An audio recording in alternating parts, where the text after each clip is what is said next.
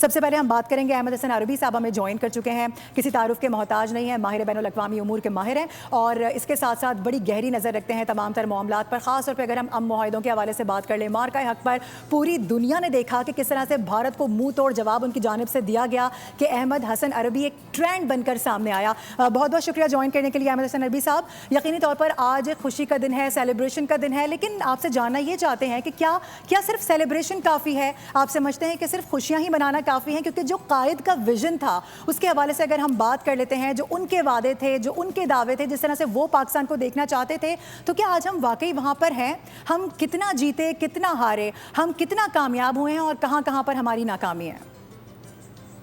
جی دیکھیں، قائد اعظم سے بڑا ویژنری اس پچھلے 100 سالوں میں، پچھلے 150 سالوں میں اس خطے نے بلکہ اس دنیا نے نہیں دیکھا۔ اس وقت قائد اعظم کا جو پاکستان کا ویژن تھا، اس کو اگر قائد اعظم کی سٹیٹمنٹس کے تھرو ہی دیکھا جائے تو وہ بہت امپورٹنٹ ہے۔ قائد اعظم نے ٹو نیشنز تھیری کا جو کانسیپٹ ہے اس کو بڑا واضح طور پہ ایکسپلین کیا ہے۔ ٹو نیشنز تھیری میں جہاں قائد اعظم نے فرمایا کہ جب ان سے پوچھا گیا ہندو مسلم اس علاقے کی ریالٹیز کے بارے میں، تو انہوں نے جب یہ بتایا کہ بالکل الگ ہے مسلمان ہندوؤں سے، تو اس کے ساتھ ساتھ قائد اعظم نے ایک اور چیز کی بھی بنیاد رکھی اور وہ یہ تھی کہ مسلمان آپس میں اکٹھے ہیں۔ اور اسی وجہ سے جب اس وقت جب پاکستان کو انڈیا نے مکتی بانی اور عوامی لیگ کی سازش کے تحت پاکستان کو 2 حصوں میں تقسیم کیا، تو وہ مشہور سٹیٹمنٹ اندرا گاندھی نے دیا کہ ہم نے ٹو نیشن تھیوری کو بے آف بنگال میں بہا دیا۔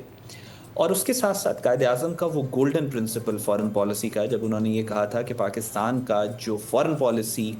پلر ہوگا وہ اس بنیاد کے اوپر ہوگا of peace with in and peace with out. ہم پوری دنیا اور پورے ریجن میں پیس کے دائی بنیں گے اور پاکستان کے اندر بھی اسی طریقے سے پیس آئے گا۔ پھر اس کے بعد قائد اعظم سے کسی نے پوچھا کہ پاکستان کا نظام کیسا ہوگا، اسٹوڈنٹس نے قائد اعظم سے پوچھا، تو قائد اعظم نے فرمایا کہ آپ مجھ سے پاکستان کے نظام کے متعلق پوچھ رہے ہیں، پاکستان کا نظام آج سے 1300 سال پہلے دے دیا گیا تھا۔ اور وہی بنیاد ہے پاکستان کی، نظریہ ہے پاکستان کی کہ پاکستان کو اپنے اس گرینڈ رول کی طرف، جس قائد اعظم نے فرمایا تھا پاکستان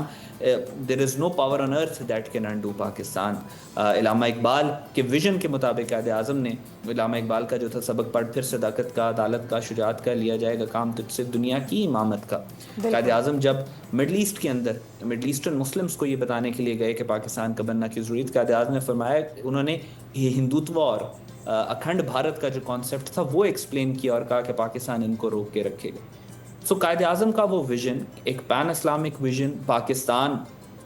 ایک سائنٹیفک آج کل کے ماڈرن دور کے مطابق پاکستان کس طریقے سے جدید ٹیکنالوجی سے لے کر وارفیئر سے لے کر ہر حساب سے اس طریقے سے پوری دنیا کو کس طریقے سے لیڈ کرے گا، وہ قائد اعظم کا ویژن ہے۔ قائد اعظم نے جب اسٹیٹ بینک کی انوگریشن کی اور اس کے اوپر قائد اعظم کے بہت امپورٹنٹ، میں ان کے الفاظ کوٹ کر رہا ہوں، انہوں نے فرمایا کہ جو ویسٹرن اکنامک ماڈل ہے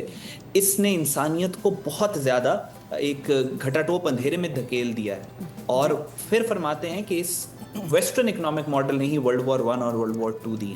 اور میں خواہش کرتا ہوں اور دعا کرتا ہوں کہ یہ اسٹیٹ بینک کا جو پاکستان کا اکنامک ماڈل ہوگا وہ اسلام کے اصولوں پر مبنی ہوگا اور وہ دنیا کو ایک نیا طریقہ کار دے گا جینے کا۔ سو قائد اعظم کا یہ ویژن تھا کہ پاکستان سے وہ نیا سسٹم نکلے گا جو انسانیت کو آنے والے دور میں ایک مشعل راہ کے طور پر لے کے چلے گا، جو امن کی آواز ہوگا، جو ریزن کی آواز ہوگا، جو لاجک کی آواز ہوگا، جو عکاسی کرے گا 1400 سال سے مسلمان کلچر کی، سیولائزیشن کی۔ اور یہ ویژن ہے جس کے اوپر ہمیں چلنا ہے، اور اس راستے کے اوپر ہم نے چلنا ہے۔ آگے جا کے کب یہ ویژن قائد اعظم کا مٹیریلائز ہوگا یہ چیزیں تو اللہ کو پتہ ہے، لیکن ہمارا راستہ جو ہے وہ بہت امپورٹنٹ ہے اور اس راستے کے اوپر ہمیں چلنا ہے۔ ہمارے ساتھ ہی موجود رہیے